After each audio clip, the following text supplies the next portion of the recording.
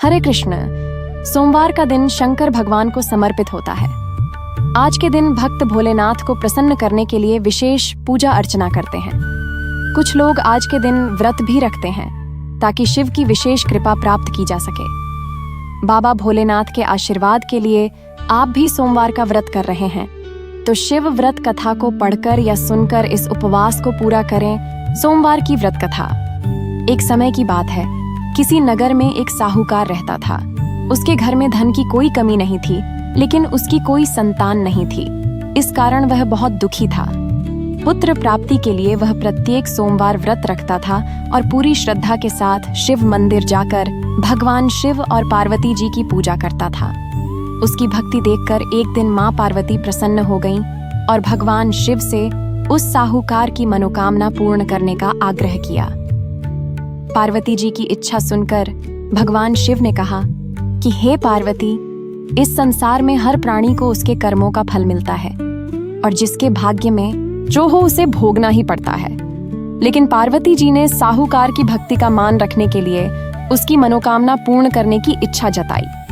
माता पार्वती के आग्रह पर शिवजी ने साहूकार को पुत्र प्राप्ति का वरदान तो दिया, लेकिन साथ ही यह भी कहा कि उसके बालक की आयु केवल 12 वर्ष होगी।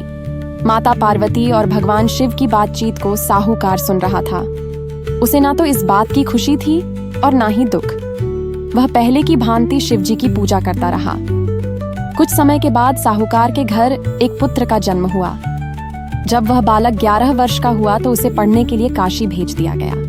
साहूकार ने पुत्र के मामा को बुलाकर उसे बहुत सारा धन दिया और कहा कि तुम इस बालक को काशी विद्या प्राप्ति के लिए ले जाओ और मार्ग में यज्ञ कराना। जहाँ भी यज्ञ कराओ वहाँ ब्राह्मणों को भोजन कराते और दक्षिणा देते हुए जाना। दोनों मामा भांजे इसी तरह यज्ञ कराते और ब्राह्मणों को दान दक्षिणा देते काशी की ओर चल पड़े। रात में एक नगर पड़ा जहाँ नगर के राजा की कन्या का विवाह था, लेकिन जिस राजकुमार से उसका विवाह होने वाला था वह एक आंख से काना था। राजकुमार के पिता ने अपने पुत्र के काना होने की बात को छुपाने के लिए एक चाल सोची। साहूकार के पुत्र को देखकर उसके मन में एक विचार आया। उसने सोचा, क्यों न इस लड़के को दूल्हा बनाकर राजकुमारी से विवाह करा दूं। विवाह के बाद इसको धन देकर विदा कर दूंगा और राजकुमारी को अपने नगर ले जाऊंगा। लड़के को दूल्हे के वस्त्र पहनाकर राजकुमारी से विवाह कर दिया गया, लेकिन साहूकार का पुत्र ईमानदार था।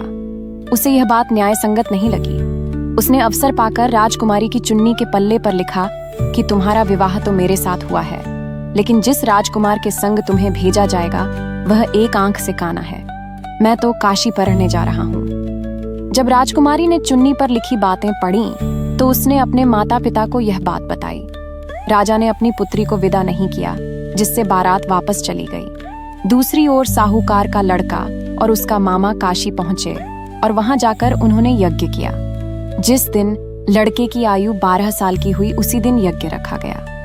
लड़के ने अपने मामा से कहा कि मेरी तबीयत कुछ ठीक नहीं है। मामा ने कहा कि तुम अंदर जाकर सो जाओ। शिवजी के वरदानुसार कुछ ही देर में उस बालक के प्राण निकल गए। मृत भांजे को देख उसके मामा ने विलाप शुरू किया।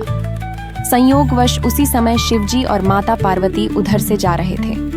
पार्वती ने भगवान से कहा, स्वामी, मुझे इसके रोने के स्वर सहन नहीं हो रहा।